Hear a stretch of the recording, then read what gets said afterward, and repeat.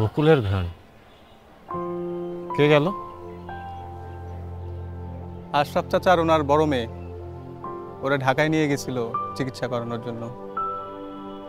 আগের চেয়ে অনেকটাই সুস্থ দেখতেছি। ছোট দুইটার তো বিয়ে দিয়ে দিছে, ওর এখনো বিয়ে শাদী দিতে পারে নাই। চল।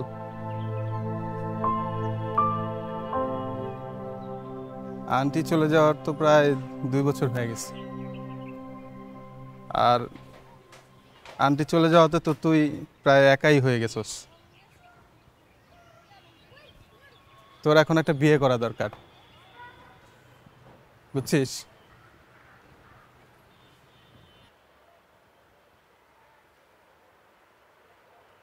শুন, ফ্রিজে আরো কয়েকটা বোতল বোতল ঢুকাই দিস।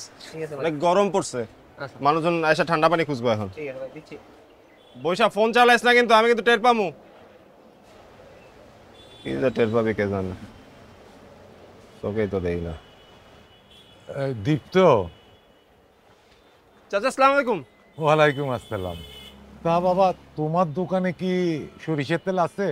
হ্যাঁ চাচা আছে। কতটুকু লাগবে? ও 1 লিটার। এমন না, চাচার 1 নম্বর সরিষার তেলটা দে, 1 লিটার দিস। তো চাচা আছেন কেমন এখন? আছি তো বাবা ভালোই। তুমি বোধহয় জানো না, আমি আমার এই বড় মায়ের নিয়ে ওই ঢাকায় গেছিলাম চিকিৎসা করাইতে। ওখানে এমন একটা প্রতিষ্ঠানে গেছি না, ওরা চিকিৎসার সাথে সাথে মায়ারে আমার নানা রকম ট্রেনিংও দিছে।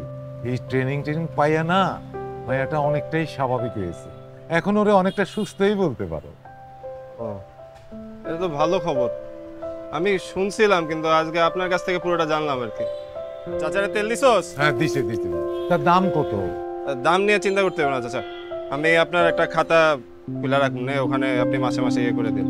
আচ্ছা। আর চাচা, এখন থেকে আপনার এই দোকানে কষ্ট করে আর আইতে হবে না। আপনার যা যা লাগে আমার ফোনে কোয়েন, আমি মুন্নার হাত দিয়ে রিক্সায় করে সবকিছু আপনার বাসায় পাঠিয়ে দেবো। আচ্ছা আচ্ছা আচ্ছা, তাহলে এখন যাই। ভালো থাকবেন।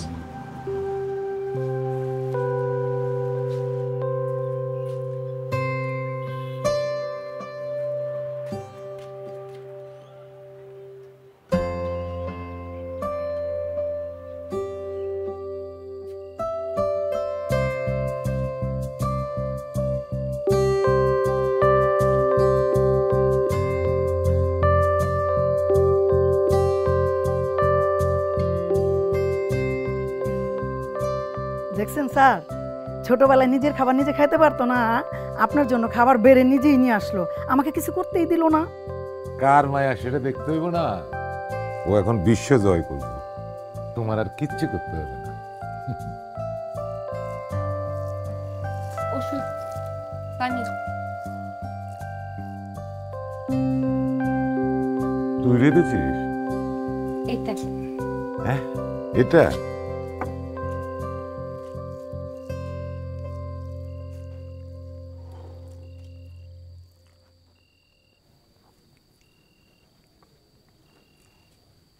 মনে হইতেছে তোর মায়ের হাতের রান্না।